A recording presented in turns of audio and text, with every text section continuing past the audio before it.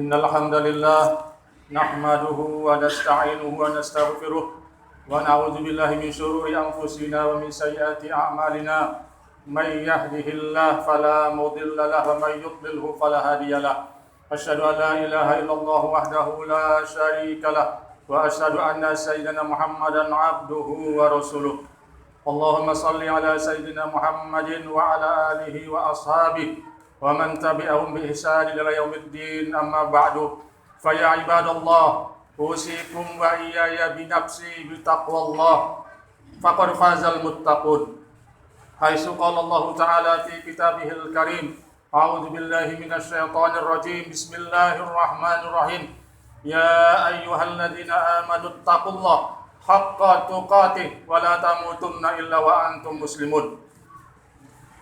Ma'asyiral muslimin, jamaah salat Jumat di Masjid Al-Akhawain yang dimuliakan oleh Allah Subhanahu wa taala.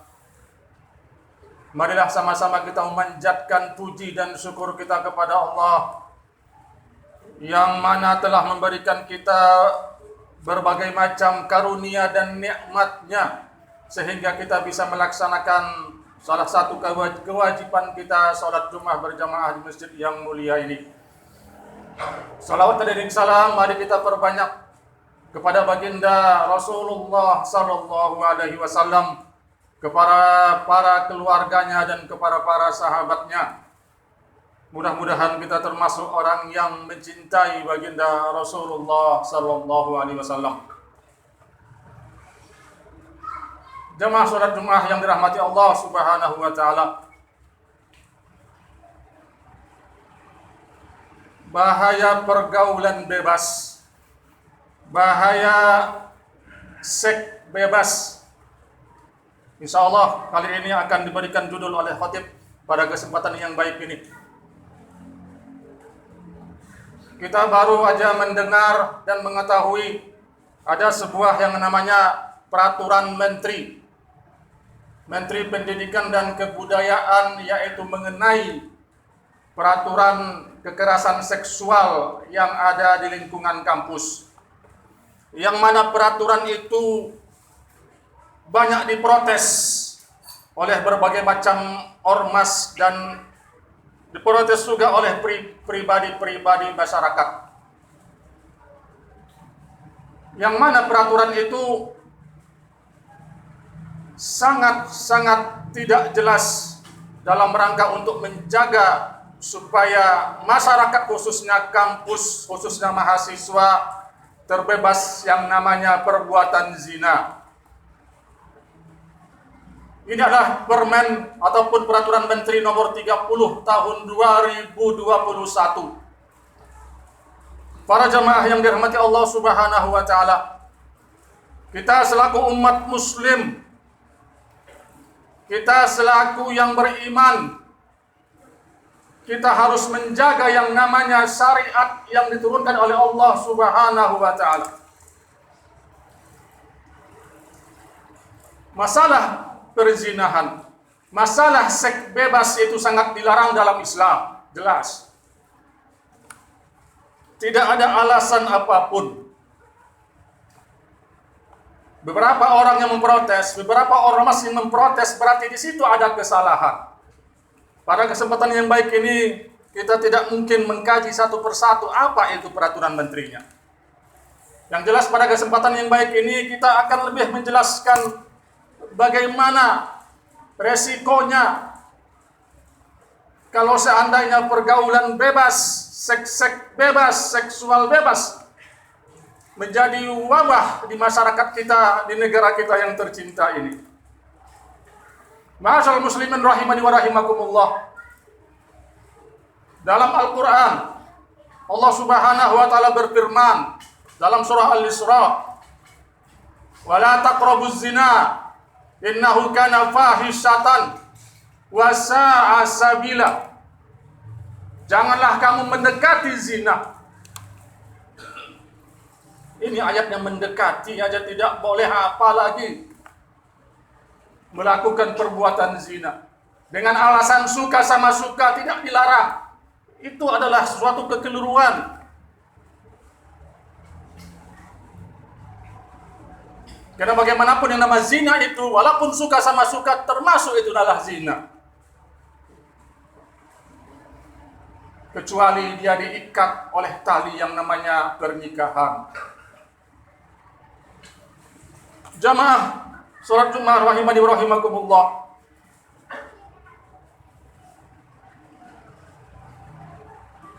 Ada beberapa dampak dari pergaulan bebas, seks bebas ini yang harus kita waspadai. Yang mudah-mudahan juga yang pemangku pejabatan mendengarkan khutbah kali ini, kita juga selaku umat Islam harus mengerti, harus memahami bagaimana bahayanya yang namanya seks bebas ataupun pergaulan bebas. Masyarakat kita adalah masyarakat Islami. Negara kita adalah negara Islami yang didirikan oleh para pejuang kita, syuhada kita, para ulama-ulama kita. Jangan negara kita, jangan masyarakat kita ini dikotori oleh paham-paham modern. Yang katanya Islam moderat, Islam yang harus sesuai dengan budaya-budaya barat. Islam yang membolehkan yang namanya pergaulan bebas. Yang penting suka sama suka. Inilah paham yang mereka inginkan. Yang mereka ingin jadikan di negara kita yang Islami yang tercinta ini. Jamaah salat Jumat yang dirahmati Allah Subhanahu wa taala. Dengan seks bebas tersebut, dengan zina tersebut bisa merusak garis keturunan.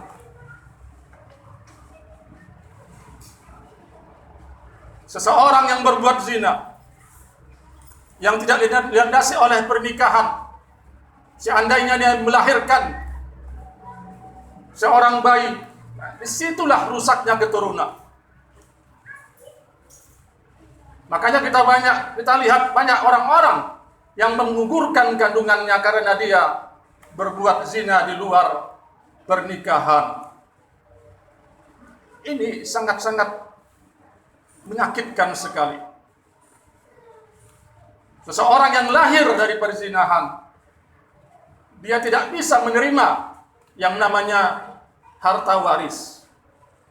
Seseorang yang lahir dari perzinahan, dia tidak bisa orang tuanya menjadi wali nikahnya nanti kalau dia ingin nikah. Ini kan adalah merusak keturunan, merusak nasal.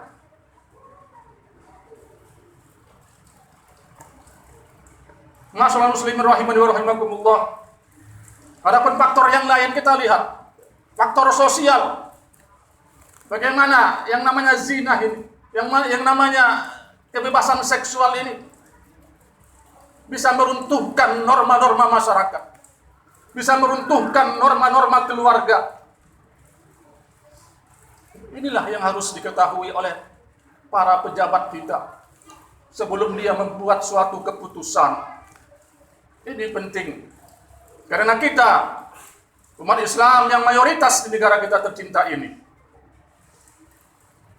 Masyaallah muslimin rahimani wa rahimakumullah. Dan juga dengan pergaulan bebas ini, dengan perzinahan ini, itu akan mendatangkan yang namanya penyakit. Penyakit ini adalah musibah, adalah azab dari Allah Subhanahu wa taala. Dalam sebuah hadis baginda Rasulullah SAW pernah bersabda, "Ya ma'syarul muhajirin, wahai sekalian para sahabat muhajirin, khamsun ijab tulibtum bihinna wa a'udzu billahi an tudrikuhunna." Ada 5 perkara, kalau kamu dicoba dengan 5 perkara ini, semoga kamu tidak dicoba dengan perkara ini. Ini kata baginda Rasulullah SAW. Salah satunya apa? Lam tajhar al-fahishah fi qaumin qattun hatta yu'linu biha illa fasha fihinna at-ta'un wal auja allati lam takun madat fi aslafihim alladzina madaw.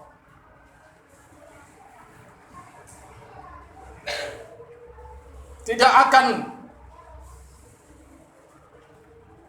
ada suatu penyakit yang namanya taun, penyakit kelamin. Kita tahu apa dampaknya yang namanya perzinahan itu. Akan mewabahnya penyakit kelamin.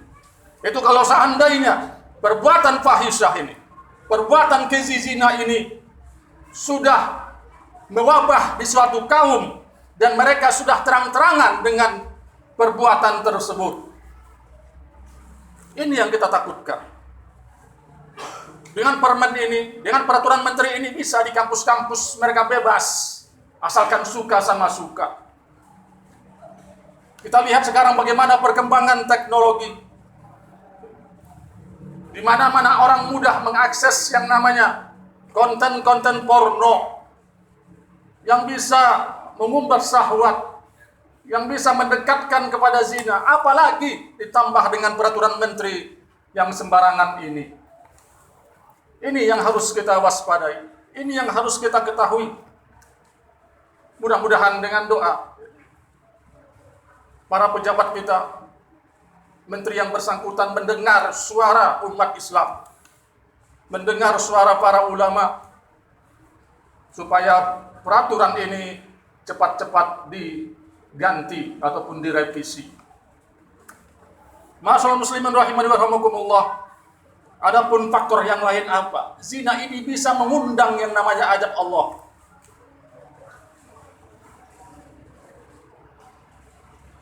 Kebebasan seksual ini bisa mengundang yang namanya azab Allah. Dalam sebuah hadis baginda Rasulullah SAW bersabda, "Idza zaharal zina war riba fi qaryah faqad ahallu bi anfusihim azaban nar." Azab Allah. Idza zahara az-zina war riba fi qaryatin faqad ahallu bi anfusihim azab Allah. Hadis riwayat Ahmad dan Ibnu Hibban. Idza zahara az-zina war riba. Apabila zina dan riba telah mewadah di suatu tempat, di suatu kampung, di suatu negeri, faqad ahallu bi anfusihim azab Allah. Negeri itu telah menghalalkan datangnya azab Allah terhadap mereka. Berarti mereka mengundang azab Allah. Na'udzubillah summa na'udzubillah. Jangan sampai Allah murka dengan kita. Jangan sampai Allah murka dengan negara kita yang tercinta ini. Mari kita sama-sama peduli dan memperhatikan apapun yang terjadi di negara kita ini. Kita tidak cuma hanya diam.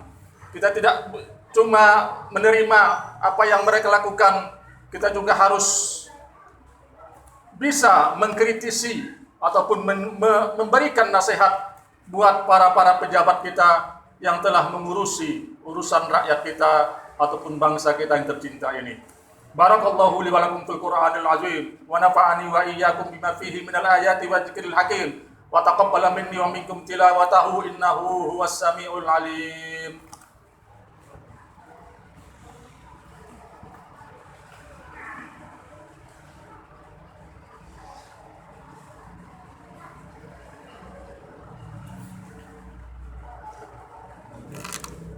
Alhamdulillahilladzi anzala ala abdihil kitaba wa lam yaj'al lahu iwaja qayyiman liyunzira ba'san shadidan min ladunhu wa yubashshiral mu'minina alladzina ya'maluna as-shalihat anna lahum ajran hasana.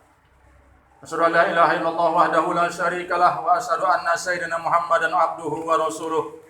Allahumma shalli ala sayyidina Muhammadin wa ala alihi wa ashabihi ajma'in. Faya ibadallah usikum wa iyaya binafsi bitaqwallah wa ta'atihi la'allakum tuflihun. Walau anna ahlal qura amanu wattaqau lafatahna alaihim barakatim minas samai wal ard walakin kazzabu fa akhadnahum bima kanu yaksibun. Kalau seandainya Allah berfirman dalam Al-Qur'an, kalau seandainya suatu kaum, suatu negeri, suatu bangsa beriman dan bertakwa kepada Allah Subhanahu wa taala, Allah akan turunkan keberkahan, baik itu keberkahan dari langit ataupun dari dalam bumi. Walakin kazzabu, tetapi mereka mendustakan ayat-ayat Allah. mendustakan ayat-ayat Allah. Al-Quran jelas mengatakan bahwa zina itu sangat dilarang. Az-zaniyatu waz-zani fajlidu kulla wahidin minhuma mi'ata jaldah. Seseorang yang berzina, baik itu laki-laki atau perempuan, maka rajamlah mereka itu berdua 100 kali rajam. Wala ta'khudukum bihima ra'fatun fi dinillah. Dan jangan jadikan kasih sayang kamu kepada mereka itu menghalangi kamu di dalam menjalankan agama Allah. Ya, ini jelas. Seorang yang berbuat zina harus dirajam 100 kali. Kalau dia muhson, kalau dia seorang yang telah memiliki suami ataupun istri, dia harus dirajam dan dilempari sampai dia mati. Kalau dia belum, ghairu muhson, yang masih lajang, yang masih gadis, dia harus dirajam 100 kali dan dibuang ke tempat lain dalam masa 1 tahun.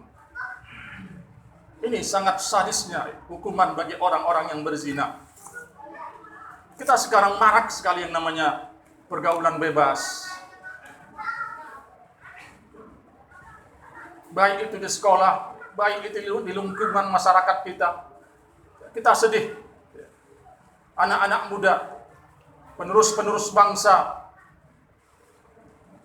Apa jadinya negara kita ini kalau semuanya nanti dibebaskan seperti adat-adat orang-orang barat sana? Na'udzubillah summa na'udzubillah. Jangan diartikan yang namanya Islam moderat itu bukan di situ.